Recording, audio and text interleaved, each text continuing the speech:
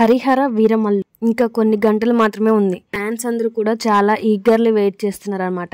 ఆ ticket bookings చూస్తుంటే వణుకు వచ్చేస్తుంది. తెలంగాణలో చూసుకున్నట్లయితే ప్రీమియర్ షోస్ కి అంటే ఈ రోజు నైట్ 9:30, 8:30 షోలకు అయితే పర్మిషన్ ఇచ్చేశారు. తెలంగాణలో కూడా ప్రీమియర్ షోస్ పడబోతున్నాయి. మైత్రి మూవీ మేకర్స్ ఈ సినిమాకి తెలంగాణలో థియేట్రికల్ రైట్స్ని అయితే కొనుక్కున్నారు. దీనివల్ల అయితే కొంచెం డిలే అవుతుంది. టికెట్ బుకింగ్స్ పెట్టడం లేట్ అవుతుంది. బట్ డెఫినెట్లీ పెడతారు.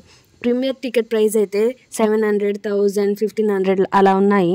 మన మల్టీప్లెక్స్లో అయితే 2000 వరకు కూడా నడుస్తుందంట. టికెట్ బుకింగ్స్ మాత్రం 100% అవుతున్నాయి. సినిమా హైప్ లేదు, హైప్ చాలా మంది అన్నారు.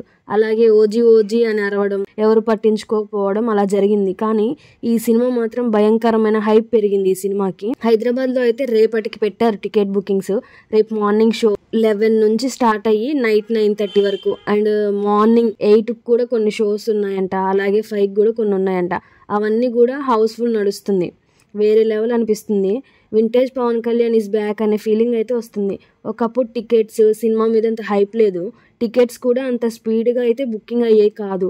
ఎప్పుడైతే పవన్ కళ్యాణ్ గారు ప్రమోషన్స్లో దిగారో అండ్ అలాగే ఇంటర్వ్యూస్ ఇస్తున్నారు, ఫ్యాన్ మీట్లు పెడుతున్నారు, సినిమాని ఎలా ప్రమోట్ చేయాలి అనే దానికి 100% బిగ్గరగా చేసి ప్రమోట్ చేస్తున్నారు. ఒక డిప్యూటీ సీఎం తన సినిమా కోసం దిగి రావడమే ఎక్కువ, ప్రీమియర్ రిలీజ్కి రావడమే ఎక్కువ, ఆడియో వచ్చడే ఎక్కువ, ట్రైలర్ లాంచ్కి రావడమే ఎక్కువ.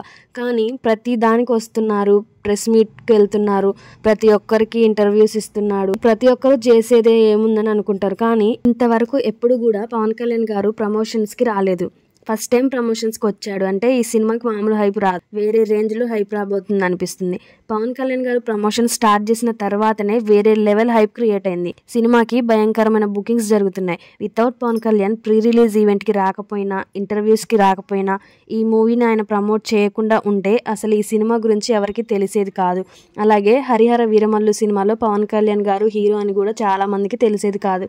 ఆయన మీడియా ముందుకు రావడం వల్ల, ఆయన సోషల్ మీడియాలో కనిపించడం వలన ఈ రేంజ్లో పబ్లిసిటీ అయితే వచ్చింది.